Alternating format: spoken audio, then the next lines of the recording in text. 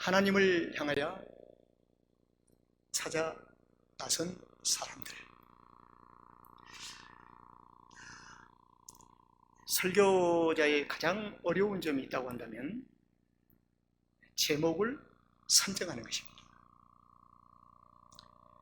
설교의 제목은 그 설교의 주제이기도 하고 성경 본문 속에 여러 가지 담긴 은혜를 총괄해서 함께 성도들과 하나님의 마음을 전하고 하나님의 뜻을 전할 수 있는 그 제목이 되어야 되기 때문에, 그래서 오늘 본문은 세 요절이지만 그 세 요절 속에 하나님을 향하여 찾아 나선 사람들, 이렇게 제목을 정했습니다. 광야의 우물가에서 다시 애굽으로 무대가 옮겨갑니다. 우리가 출애굽기 2장의 전장의 말씀은 무대가, 성경적인 배경의 무대가 세 군데로 나눌 수가 있어요. 하나는 모세가 태어나면서 나일강 숲속에 띄워진 그 무대, 그게 출애굽기 2장의 첫 번째 무대예요. 그리고 두 번째 무대는 미디안 광야의 우물가에서 모세가 40년 만에 40세에 등장을 하는 거예요. 그래서 우물가에서 갈상자에 담겨진 모세가 이제 40년이라고 하는 세월을 지내서 애굽을 떠나서 우물가에서 만나게 됩니다. 무대. 그리고 세 번째로는 다시 모세는 미디안 광야에 그대로 있는데 무대가 애굽으로 옮겨져요. 그런데 애굽의 어떤 무대 위에 사람들이 등장하냐면 이스라엘 하나님의 백성들이 고난받고 있는 그 삶을, 처절한 삶을 무대 위에 올려놓습니다. 그래서 출애굽기 2장의 전장은 약 80년에 대한 스토리를 하는 것입니다. 80년. 애굽의 40년, 광야의 40년 마지막 때, 이제 모세가 하나님의 부르심을 받기 바로 직전에, 그래서 출애굽기 3장은 하나님이 모세를 부르시는 장이 출애굽기 3장입니다. 그래서 2장은 약 80년의 시간을 가지고 있습니다. 성경에 보면은 사건의 그 무대의 배경을 자주 바꾸시는 하나님께서 섭리하시면서 하나님께서 어떤 일을 하고 계시는가 하는 중요한 하나님의 그 하시는 일을 볼 수 있도록 하나님께서는 무대를 바꾸시면서 상황을 우리에게 보이고 계십니다.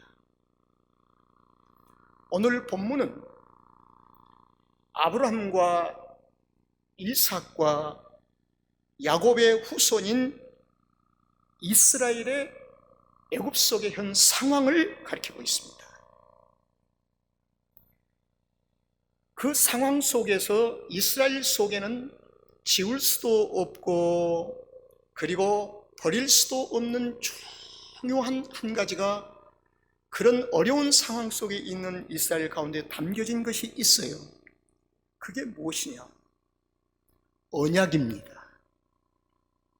하나님의 약속. 아브라함, 조상인 아브라함에게 약속하신 그 언약이 동일한 언약으로 이삭에게 더하거나 빼지 않고 변질되지 않고 바꾸신 것이 아니라 동일한 언약, 그 언약이 아브라함에게 하신 그 약속이 이삭에게서 그 다음에 야곱에게, 애굽에서 신음하고 고통 속에 탄식하는 백성들, 이스라엘 백성들 가운데 그 동일한 약속과 언약이 있다는 것입니다. 담겨져 있다는 거예요. 여러분, 이 약속은 부족한 것을 채우면서 역사를 진행하는 것이 아니라 하나님께서 아브라함에게 주실 때 그 약속은 완전한 약속을 주신 겁니다. 중간에 수정해야 할 이유가 없습니다. 부족한 것을 보충해야 할 필요가 없어요.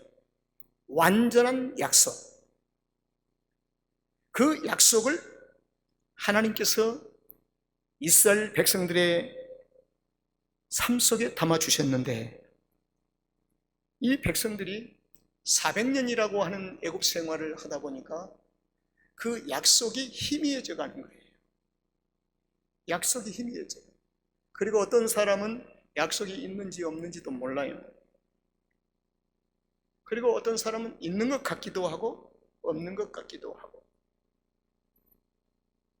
어떤 사람은 약속이 있다라고 어떤 때는 주의 약속을 신실하게 신뢰합니다라고 하다가 또 하루는 한순간에 놓쳐버리고 산. 이스라엘 백성들에게는 여전히 그 약속이 담겨져 있었습니다. 하나님이 하신 일은 무엇일까요? 그 약속을 새롭게 인식시키는 겁니다. 그 약속을 다시 보게 하고 다시 알게 하고 확신하게 하는 것이 하나님이 먼저 하신 일이에요. 여러분, 주께서 성도에게 어떤 일을 기적과 표적을 행하시기 전에 반드시 주님이 우리에게 하신 말씀입니다. 너에게 먼저 믿음이 있느냐? 믿음이 있느냐? 이 말을 바꿔서 그냥 믿음이 없이는 하나님을 기쁘시게 하지 못하기 때문에 주님이 이 땅에 오셔서 살아가는 모든 삶의 여정은 아버지를 기쁘시게 하기 위하여, 그래서 아버지를 기쁘시게 하는 삶이 고백되지 아니하면 주께서 일하실 않습니다. 그래서 믿음이 뭘까요? 하나님을 기쁘시게 하는 거예요. 믿음이 없이는 하나님을 기쁘시게 하지 못하나니. 그래서 모든 그리스도인들의 가장 중요한 첫 번째 우선순위는 하나님을 영화롭게 하고 하나님을 기쁘게 드리는 것입니다. 그분을 기쁘게 해드리는 거예요. 그러면 어떻게 기쁘게 해드릴까요? 내 육체로요? 아닙니다. 믿음으로 기쁘게 될 수가 있습니다. 믿음으로만이 유일하게. 그래서 이 백성들의, 이스라엘 백성들 가운데 담겨진 이 약속, 이 약속은 신약의 믿음이요, 구원입니다. 그래서 이 약속을 새롭게 다시 전 이스라엘 백성들을 다시 하나로 묶는 작업을 하나님이 시작하신 거예요. 여러분, 초기의 애굽 생활이 지금도 400년이 지나도록 계속된다면 오늘 이 본문은 기록될 필요가 없어요. 그리고 하나님의 뜻이 펼칠 수가 없어요. 펼치지를 아니하십니다. 왜? 그들은 애굽에서 그대로 살 거예요. 좋으니까. 그냥 여기 좋습니다. 좋으니까. 애굽의 초기 생활은 얼마나 고센 땅에서 풍성하게 살았습니까? 입을 것, 먹을 것, 주거 환경 모든 것이 정치적으로도 최고의 대접을 받고 살았죠. 그래서 성경 기자는 우리에게 중요한 메시지를 한 요절로 던집니다. 요셉을 알지 못하는 새 왕이 일어나 애굽을 다스립니다. 이것은 굉장한 신호를 가르칩니다. 요셉을 알지 못하는. 여러분, 이것이 성도에게 개인적으로 우리 삶 속에서 경험되어져야 합니다. 그럼 어떻게 경험한 줄 아시죠? 자, 저 개인입니다. 어느 날 내 힘으로, 내 능으로 살아서 아름답게 터전을 마르고 잘 살고 너무 아름다워요. 그런데 어느 날, 이제부터 힘으로 능으로 되는 것이 아니구나. 내 힘으로 능으로 되는 것이 아니구나. 오직 하나님께서만이 하실 수가 있구나. 이것이 바로 지금 아주 중요한 이스라엘 백성들 속에 담겨 있는 약속이 새롭게 그들 가운데서 시작되는 것입니다. 저와 여러분에게도 이런 경험들이 많아요. 그래서 저는 내 자신을 향해서 네 힘으로 네 능대로 한번 해봐라, 해봐. 마음껏 해봐라. 그러나 그리스도인들은 힘으로 능으로 되지 않는다고 하는 사실을 언젠가는 반드시 인식하고 인정할 때가 오는 것이 은혜인 줄로 믿습니다. 그때가 와야 돼요. 그게 은혜예요. 내 힘으로 내 능으로 되는 것을 그대로 주님이 방치하신다면 하나님은 우리를 사랑하시 않는다는 증거예요. 사랑하는 증거는 무엇일까요? 내 힘으로 내 능으로 아니면 너는 아무것도 할 수 없다고 하는 사실을 저기에 주께서 우리에게 삶을 주실 때 하나님 우리를 사랑하신 증표입니다. 그 증거예요. 이스라엘에게도 그 행복하고 육체적으로 안락한 초기의 애굽 생활이 계속됐다면 어땠을까? 하나님을 향하여 찾아 나설 수가 있을까요? 하나님을 절대로 향하지를 않지요. 그리고 찾아 나서지를 않지요. 현재 그 이스라엘 사람들이 그랬다는 것입니다. 그러나 오늘 이 본문, 성경 본문을 한번 다시 보겠습니다. 이 본문을 보면은요, 탄식, 부르짖음, 호역, 고통, 이것이 인생들에게 하나님께서 허용하시고 주시는 하나님의 뜻이 무엇일까? 왜 하나님은 인생들에게 탄식을 허락하시고 아니면 주시고, 고역을 허락하시고 아니면 고역을 주시고, 고통을 허락하시고 아니면 고통을 주실까? 목적은 딱 하나입니다. 하나님을 향하게 하기 위하여, 하나님을 향하여 부르짖게 하기 위하여. 향하는 것과 부르짖는 것은 하나님과의 교제가 열린다는 것입니다. 교통이 된다는 것입니다. 하나님과 마음이 통한다는 거예요.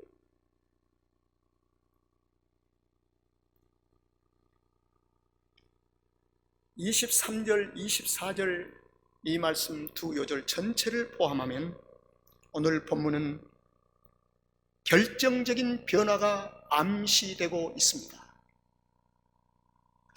믿는 사람이 믿음대로 살아야 할 것인데 육체에 취해서 살아가는 사람들 보고 우리 믿는 자들이 이렇게 얘기를 합니다. 지금 어려움을 당하고 있어요. 때가 됐는데요. 아, 때가 됐구나. 때가, 이 말은 무슨 말일까요? 결정적인 변화가 암시되고 있다는 것입니다. 오늘 23절, 24절에서는 결정적인 변화가 임박했음을 우리가 볼 수가 있습니다. 예수님이 고난의 길을 걸어주시지 아니하셨다면 우리에게 생명을 주실 수가 없습니다. 주님이 고난의 길을 걸어주셨기에 우리에게 생명이 주어졌습니다. 고난의 길. 오늘 이 23절, 24절의 이 말씀은 죽음에서 생명으로, 바울 서신서에 의하면 옛사람은 죽고 새 생명의 탄생, 중요한 해산의 고통입니다. 23절, 24절은 중요한 한 여인의 해산의 고통 기간이에요. 죽음에서 생명으로 새 생명이 탄생하는 것, 임박했습니다. 이제 새 생명을 탄생할 세상 밖으로 나올 시간이 임박했습니다. 그래서 저는 23절, 24절의 이 요절의 말씀을 이렇게 얘기합니다. 두 가지. 하나님의 때와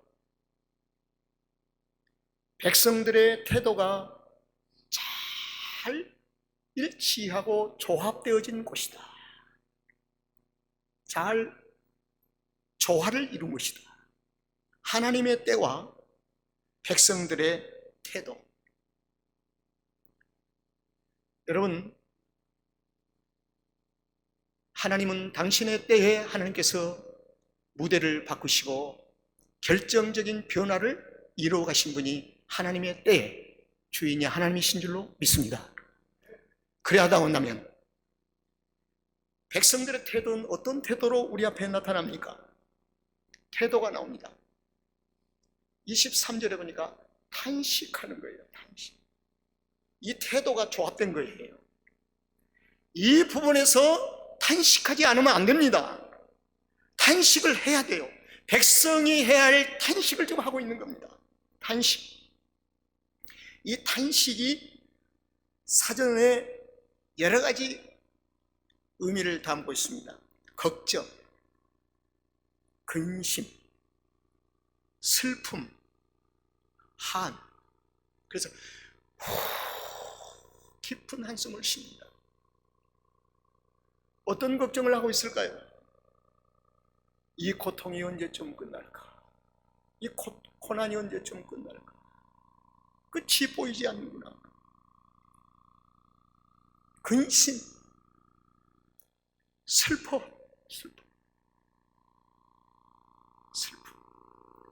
그래서 한이 꽉 차고 있습니다. 이 탄식이 하나님을 향하여 첫 단추입니다.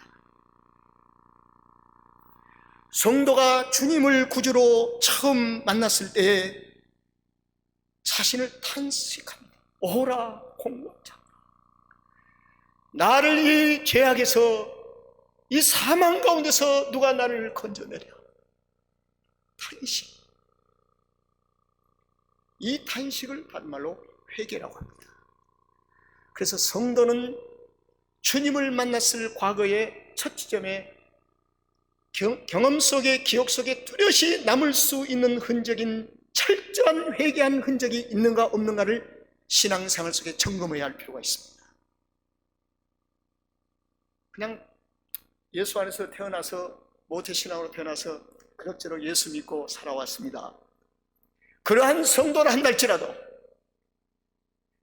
철저한 자신을 하나님 앞에 가슴을 찢으면서 자복하고 통회하고 탄식하는 삶의 흔적이 과거에 있는가? 주여 살려주십시오. 오직 주님만이 나를 살려줄 수 있습니다 하면서 몸부림치는 이런 탄식함. 그래서 이 탄식을 배척할 것이 아니라 하나님이 주신 것입니다. 이 탄식을 은혜라고 합니다. 은혜. 하나님의 은혜가 그 가운데 임했다는 것입니다. 회개도 은혜인 줄로 믿습니다. 은혜. 하나님을 향하여 탄식하다 보니까 오 주여 누가 나를 구원해 주겠습니까? 그리하면서 찾아 나서는 거예요. 이제 그때부터요. 누구를 찾아 나섭니까? 주님을 찾아 나서는 거예요. 다시 한번 제목을 드리겠습니다. 하나님을 향하여 찾아 나선 사람들, 향하여 이 단어 이전에 탄식이라고 하는 이 단어가 반드시 있었다는 것입니다. 자, 하나님을 향하여 찾아 나선 사람들은 이스라엘을 가리킵니다. 이제 다시 한번 성경 요절을 보겠습니다. 여러 해 후에 애굽 왕은 죽었고, 이것은 결정적인 변화가 암시되고 있는 하나의 메시지입니다. 왕은 바뀌어도 여전히 이스라엘 향한 고난은 더 깊어만 간다. 요셉을 모르는 왕이 통치한 것으로 페이버를 준 모든 것은 다 끝났다. 이건 하나님의 은혜의 모든 손길이 그 부분에서 끝났다는 것입니다. 이제는 애굽에 머무는 동안 고난은 끝나지 아니할 것이다. 우리가 주 앞으로 온전히 돌아오지 아니한 때는 언젠간 고난이 끝나지 아니할 것이다. 이걸 우리가 생각하는 것입니다. 그래서 이것을 안다면 바로 주 앞에 돌아오는 것입니다. 그게 바로 지혜로운 사람이라. 그게 지혜로운 사람이라.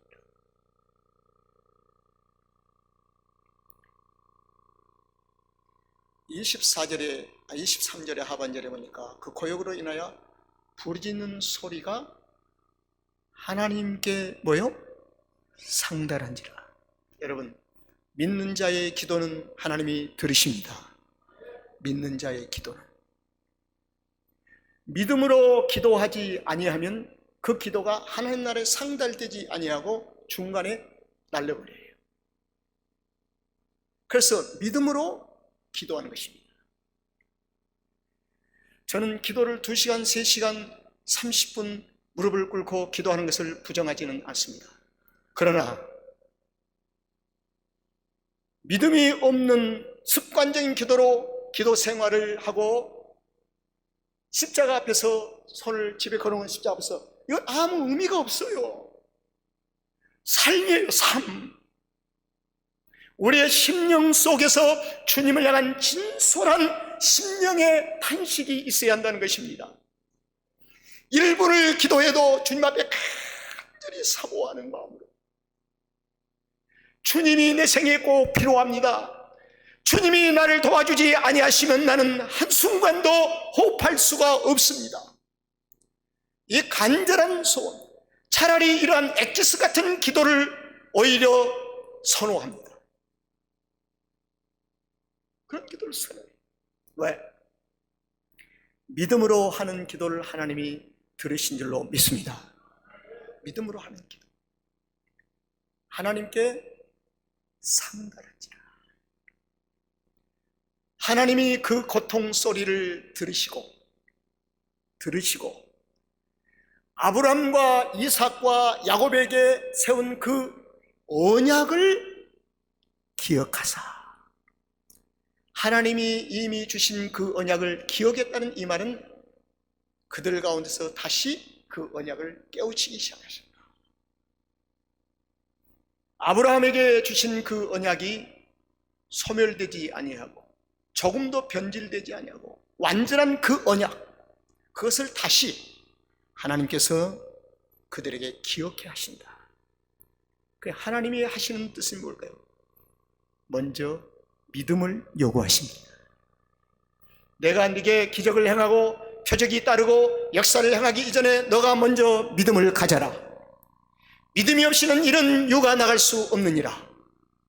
믿음이 없이는. 믿음이 그렇게 중요합니다. 은혜 시대에 우리는 믿음이 이렇게도 소중해요. 믿음을 어렵게 생각하지 마세요. 믿음은 하나님을 전적으로 신뢰하는 것입니다. 그리고 하나님 앞에 내 자신을 전적으로 부인하는 것입니다.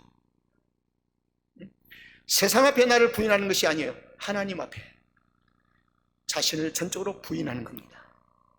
그리고 하나님을 전적으로 신뢰하는 것입니다. 그게 믿음이에요. 그렇게 믿음으로 고백하면 하나님께서는 그 믿음을, 고백을 들으십니다. 25절에 이스라엘 자손을 권념하셨더라.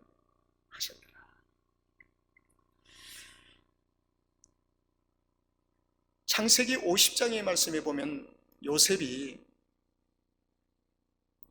죽으면서 임종 때 사는 형제들과 자녀들에게 너희들이 언젠가는 애굽을 떠날 때 나의 해골을 메고 가나안으로 가라 하면서 맹세하라. 하나님이 너희를 권고하사 했어요. 권고하사. 그래서 지금 고난을 받고 있는 이스라엘 백성들의 선조들도 애굽이 고향이 아님을 늘 강조하고 있습니다. 우리의 영원한 본향은 하나님의 약속의 언약이다. 그래서 하나님께서 너희를 권고하신다. 그래서 이 권념과 권고는 동일한 의미를 많이 담고 있습니다. 자, 이스라엘 자손을 하나님께서 권념하셨다. 자, 권념. 이 권념이라는 이 말씀에 품고 있는 단어는 기억하다. 그리고 마음에 둔다. 하나님 마음에 담고 계시다가 하나님의 때에 이스라엘 백성들의 권념하사 그 언약을 기억하사 그 언약을 다시 너희들이 새롭게 전해라. 여러분, 신약에서는 우리에게 성경은 다 잃어버려도 한 가지 잃지 말라고 하는 게 있습니다. 꼭 잃어버리면 안 되는 것. 그게 뭘까요? 구원을 잃지 말아라. 네가 구원받은 것을 잃지 말아라. 늘 구원받은 것을 잃지 말라고 하는 것이 신약의 강조점이에요. 그래서 에베소 교회에 네가 첫사랑을 잃어버렸다는 이 말은 구원의 첫사랑을 잃어버렸다는 것입니다. 그 사랑이 뭘까요? 주님이 우리를 사랑하심, 자기의 모든 생명을 아낌없이 주신 그 사랑, 그 사랑을 잊지 말라. 저와 여러분의 중요한 숙제요 과제는 무엇인가? 천국 가는 그날까지 구원을 잃어버려서는 안 돼요.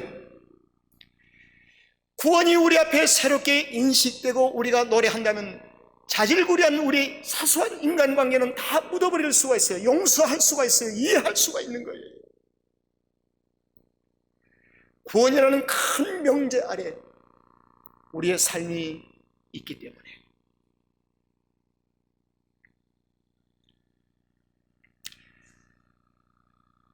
이스라엘 자손을 권념하셨는데 그 언약을 기억하라. 너희들이 그 언약을, 아브라함에게 조상해 주신 그 언약을 너희들이 새롭게 온전하게 인식하라고 말입니다. 이것이 신약성경 요한복음 1장 12절에서 그대로 적용이 되는 거예요. 출애굽기 2장 25절은 이스라엘 자손을 권념하자. 이 말은 언약을 기억하라, 언약을 인정하라, 언약을 받아들이라. 이 말씀을 요한복음 1장 12절에 보니까 영접하는 자, 곧 그 이름을 믿는 자들에게는 하나님의 자녀가 된 권세를 주셨나니. 바로 이겁니다. 영접해야 돼요. 그래야 하나님의 자녀된 권세를 누릴 수가 있습니다. 이제 이후로 이들이 하나님의 권능을 인정하고 받아들이는 순간에 어떠한 일이 벌어진 거 알죠? 3장 이후부터 기적과 표적이 따릅니다. 하나님의 살아계신 위대하심의 표적이 따르기를 시작합니다. 많은 이적이 따르기를 시작합니다.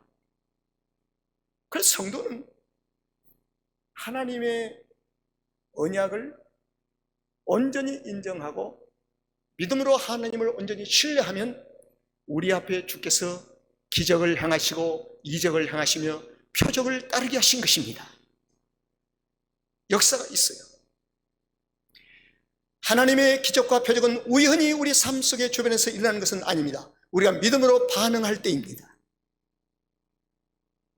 우리가 믿음으로 행동을 취할 때 하나님을 속이려고 해서는 안 됩니다. 내 속사람은 여전히 하나님에 대한 신뢰가 없는데도 입술로 입바름으로 오랜 신앙생활 속에 익숙되어짐으로 나는 하나님을 좋아합니다, 하나님을 신뢰합니다, 교회를 사랑합니다 되겠습니까?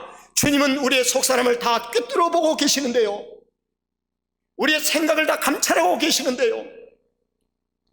그래서 우리가 주님 앞에 순수한 것이 중요합니다. 하나님, 순수해지기를 원합니다. 순수해지기. 말씀을 이렇게 정리하겠습니다. 이스라엘 자손을 권념하셨더라. 이제부터는 걱정, 근심, 슬픔, 한을 보는 것이 아니라 하나님의 권세를 보게 될 것입니다. 이스라엘 놀라는 거예요. 물이 피가 되고 막 재앙이 오고,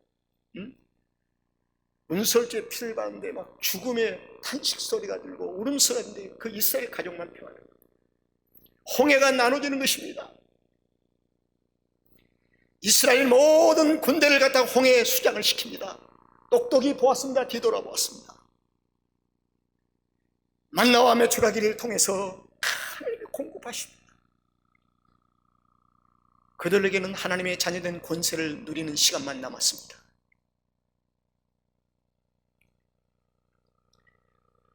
이스라엘이 탄식하고 부르짖을 때 하나님은 들으시고 하나님은 기억하시고, 그리고 하나님의 너희 조상이 준 언약을 새롭게 온전히 믿고 인식하라.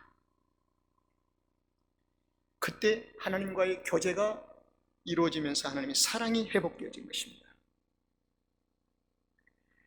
하나님은 언제나 자기의 백성의 기도를 들으시고 기억하시고 보시는 것입니다. 오늘 중요한 교훈을 우리가 받았습니다. 탄식할 때는 탄식해야 되겠구나. 부르짖을 때는 부르짖어야 되겠구나.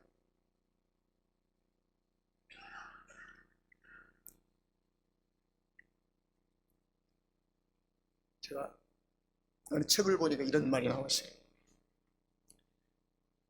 성도를 무기력하게 하는 성도의 두 종류가 있다고 합니다. 하나는 자신이 설정한 신사적인 신앙생활, 하나는 자신을 완전히 풀어헤치고 그냥 방방 뛰는 신앙. 이 두 신앙은 잘못하면 어느 날 무기력한 신앙으로 간답니다. 성경은 부르짖을 때는 부르짖게 하시고, 두 손 들어 춤을 추며 찬양할 때는 찬양케 하시고, 화이트타임으로 조용히 묵도하며 묵상기도 할 때는 묵상기도, 깊은 하나님의 임재하심 속에 들어갈 때는 들어가고, 이것을 신앙의 행동의 전인격적인 행동이라고 얘기합니다. 이러한 성도가 하나님의 기적과 표적, 하나님의 권세를 누리게 된답니다. 저는 상당히 거기에 동의를 합니다. 그 책을 읽는 순간 상당히 의미 있게 받아들였어요. 성도들이여, 하나님을 향하여 찾아 나서야 합니다. 하나님을 향하지 아니하고는 안 됩니다. 반드시 찾아 나서야 합니다. 그래야 하나님의 권세가 우리의 삶 속에 나타납니다. 하나님의 권세만이 우리가 내일을 살 수가 있습니다. 나의 남은 생애를 온전히 하나님 앞에 영광 돌리며 살 수가 있습니다.